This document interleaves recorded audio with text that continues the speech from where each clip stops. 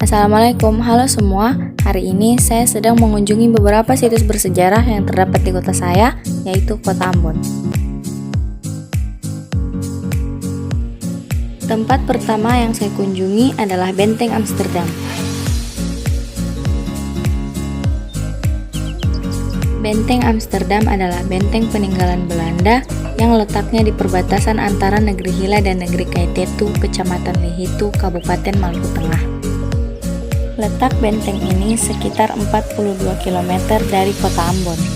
Benteng Amsterdam adalah bangunan kedua yang didirikan oleh Belanda setelah Kastel Van Ver di negeri Zuid hancur. Sebelum menjadi benteng, tempat ini adalah loji milik Portugis untuk menyimpan rempah-rempah. Benteng ini sangat berarti bagi Portugis karena pada masa itu, Teluk Ambon merupakan jalur keluar masuk kapal-kapal dagang di Maluku. Daerah ini dijadikan Portugis sebagai pusat perdagangan rempah-rempah dan basis pertahanan dalam menghadapi serangan kapal asing.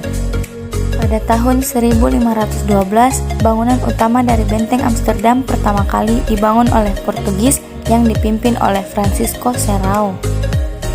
Seiring berjalannya waktu, masyarakat Maluku merasa dirugikan oleh keserakahan Portugis dalam memperoleh keuntungan atas rempah-rempah di Nusantara.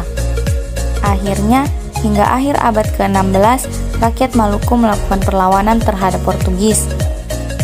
Situasi ini dimanfaatkan oleh Belanda untuk memenangkan hati masyarakat Maluku dan menjejakkan riwayatnya di tanah Maluku. Setelah Belanda datang dan menguasai Pulau Ambon pada tahun 1605, mereka mengalahkan Portugis dan mengambil alih loji Portugis tersebut. Mereka mengubahnya menjadi kubu pertahanan yang dilakukan oleh Gubernur Jenderal Jan Ottens pada tahun 1637. Perubahan fungsi loji dilakukan karena saat itu sedang terjadi pertempuran antara Belanda dengan Kerajaan Tanah Hitu. Pertempuran tersebut terjadi pada tahun 1633 sampai 1654 dan dari Kerajaan Hitu dipimpin oleh Kapitan Kaki Ali. Bangunan benteng terdiri dari 3 lantai dan menara pengintai di puncak atap. Lantai 1, 2, dan 3 digunakan sebagai tempat tinggal tentara Belanda.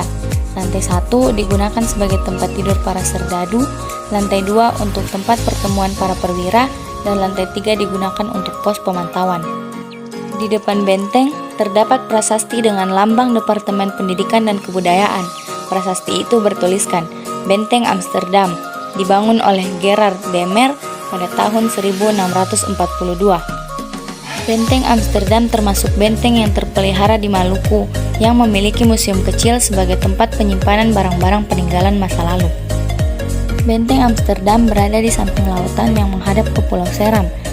Benteng ini ditinggalkan oleh Belanda dalam keadaan rusak dan telah ditumbuhi sebatang pohon beringin besar pada awal tahun 1900.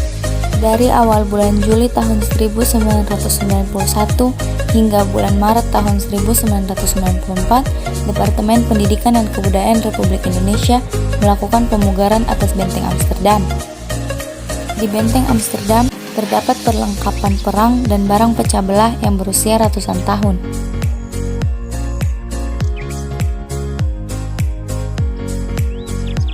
Gereja Immanuel adalah gereja yang dibangun oleh Belanda pada tahun 1659 untuk menyebarkan agama Nasrani di wilayah negeri Hila dan sekitarnya. Sayangnya, tidak ada informasi jelas tentang sejarah pembangunan dan perkembangan gereja tersebut. Namun, pada tahun 1999, ketika terjadi kerusuhan di Ambon, gereja ini sempat dibakar dan direnovasi kembali menjadi bangunan cagar budaya hingga saat ini. Bentuk gerejanya cukup sederhana, seperti ruang pertemuan dengan mimbar dan 8x2 baris bangku. Juga tempat duduk untuk beribadah serta ruang kecil untuk pendeta.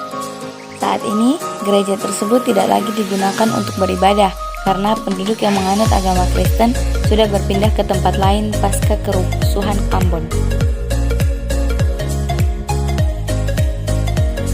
Masjid Wapawe adalah masjid yang terletak di Desa Kaitetu, Kabupaten Maluku Tengah. Masjid yang diperkirakan tertua di Maluku ini menyimpan banyak keunikan. Masjid Wapawe dibangun pada tahun 1414 dan merupakan saksi sejarah penyebaran agama Islam di Maluku. adalah Pernada Jamilu, keturunan Kesultanan Islam Jailolo dari Moluku Kiraha atau Maluku Utara yang datang ke tanah itu untuk menyebarkan agama Islam pada tahun 1400 Masehi.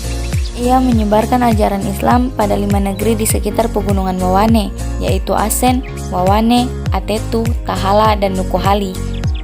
Awalnya, Masjid Wapawe bernama Masjid Wawane karena terletak di lereng Gunung Wawane.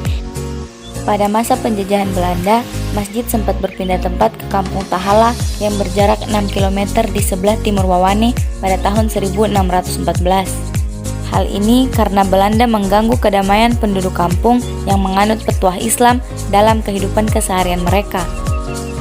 Di lokasi yang baru ini, masjid berdiri di wilayah yang banyak ditumbuhi pohon mangga hutan atau mangga berabu yang dalam bahasa Kaitetu disebut Wapa. Akhirnya, masjid berganti nama menjadi Masjid Wapawe yang artinya masjid yang didirikan di bawah pohon mangga. Pada tahun 1646, Belanda berhasil menguasai tanah itu usai Perang Wawane dan Perang Kapaha. Kebijakan politik Belanda meminta masyarakat yang tinggal di gunung untuk turun ke pesisir untuk memudahkan pengawasan. Dengan aturan tersebut, Masjid Wapawe ikut pindah lokasi ke Kaitetu atau lokasi saat ini. Pemindahan masjid termasuk 5 negeri yang terjadi pada tahun 1664 itu dikenal sebagai tahun berdirinya negeri Kaitetu. Bangunan arsitektur merupakan salah satu keunikan Masjid Wapawe. Hal ini karena bentuk asli masjid tidak berubah meskipun masjid ini berkali-kali direnovasi.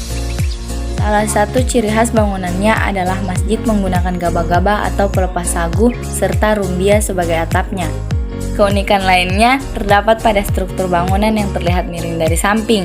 Kemiringan tersebut terlihat pada bagian kubah yang tidak simetris dengan bentuk masjid. Bangunan masjid dibuat dari kayu tanpa menggunakan paku.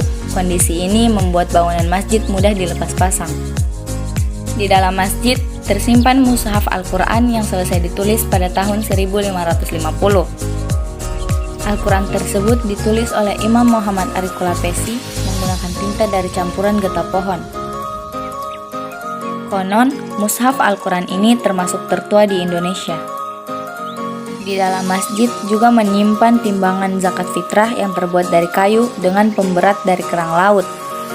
Timbangan tersebut dilengkapi dengan anak timbangan seberat 2,5 kg yang terbuat dari campuran batu dan kapur.